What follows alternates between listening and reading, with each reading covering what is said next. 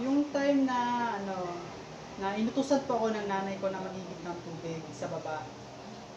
Ng umaga yon. Busy po ako sa cellphone, kaya kinuha po yun ng nanay ko ng cellphone, tinago niya po. Tapos nakita ko po yung charger at kinuha ko po yun, parang gusto ko siya sirain. Kasi nga nagalit ako kasi nga kinuha yung cellphone sa akin. Um, Yun po, bumaba pa ako sa baba para magigib ng tubig kasama yung balde habang umiiyak. Galit po ako sa nanay ko yung time na yon.